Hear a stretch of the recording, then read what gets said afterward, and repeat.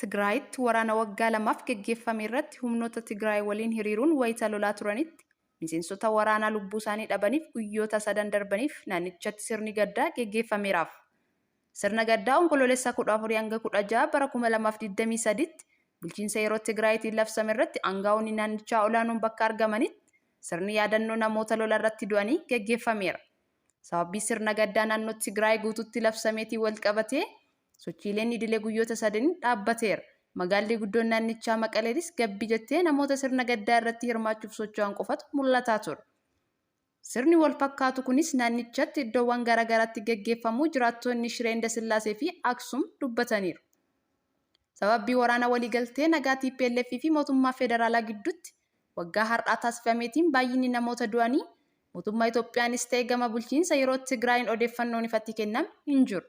Odeeffannoo yeroo garaagaraatti ba'an namoota sababii waraanichaatiin du'an ilaalchisee walakkaa miiliyoonota hanga miiliyoona 1 akka ga'u kanneen himan jiru. Hanga ammaatti lakkoofsi mirkanaa'ee jiraachuu baatus kumaatamaan du'uun tilmaamama. Pirezidaantiin bulchiinsa yeroo Tigraay obbo Geetaachoo Raddaa lakkoofsi loltoota du'anii harka isaanii akka argamu ibsuun lakkoofsa namoota du'anii ni ibsina. Ammatti ibsuun barbaachisaa ta'e waan nutti hin mul'anneef ni tursiifna jechuun gabaafameera. Iraan Israa'el akeekkachiifte. Ministeerri dhimma alaa Iraan Israa'el dhorkaa tokko malee Gaazaa Striip keessatti tarkaanfii fudhachuun hayyamamuu hin qabu jechuun sa'aatiiwwan itti aananitti tarkaanfii humna diinaa dursanii dhahuu fudhatamuuf jira jechuun akeekkachiisan. Guyyoota dhiyoo'as Iraan irra deddeebiin waraanni Israa'el Hamaas babal'achuun yaaddoo ta'uu mala jechuun dubbachaa turteetti. Haa ta'u malee yaadni ministeera dhimma alaa Iraan amma kennan akeekkachiisa cimaa waraanni kun gara waraana naannootti babal'achuu agarsiisa jedha. Gabaasa BBC baha giddu galeessaa Hugoo Bachigaa. Yakki waraana Israa'el Filisxeemii irratti Gaazaa keessatti raawwachaa jirtu hin dhaabbatu taanaan addi diina qolatu sa'aatiiwwan dhufan keessatti tarkaanfii humna diinaa dursanii dhahuu fudhatamuuf jira jedhan ministeerri dhimma alaa Iraan Hussein Amir Abdullaahiin. Qaamni adda diinaa qolatu yookiin The Resistance Front jedhamu garee cimaa Libaanos keessa jiruun Iraaniin deeggaramanii Hizbollaa dabalatee humnoota waloo naannichaa keessa jiranidha. Torban darbe keessa Hizbollaa fi humna waraana Israa'el karaa daangaa Israa'elii fi Libaanos walitti dhukaasanii ture. Kun ammoo waraana kana keessatti adda biraa uumame ta'uu mala jedhamee sodaa uumee ture.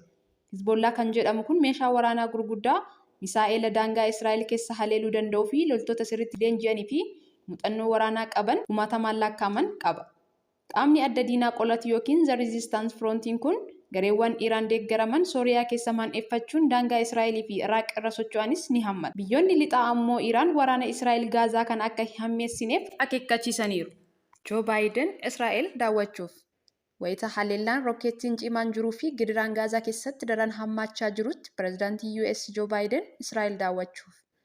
Pirezidaantiin Baayiden roobii Israa'el kan daawwataniif waa'ee karoora waraana milishoota Hamaas irratti geggeeffamutti ibsa barbaadaniiti. Baayiden Israa'el akkamitti akka opereeshinii kana karaa du'aatii namoota nagaa hir'iseen itti geggeessitu dhaga'uuf jedhameera. Daawwannaan Baayiden kun kan taasifamu yeroo Israa'elii fi qaxanaa sanaaf baay'ee murteessaa kan taasifamudha jedhan ministeerri dhimma alaa US Anthony Blinken. Jeneraalli US Mikaa'el Kurilemas ammoo Israa'el jiru. Qondaalli waraanaa kunis garas imaluun garuu hin ibsamne. Ta'us garuu wiirtuun ajaja loltoota Ameerikaa geggeessuun akkasumas humna waraanaa Ameerikaa baha giddu galeessaa jiru daawwachuuf jedhameera.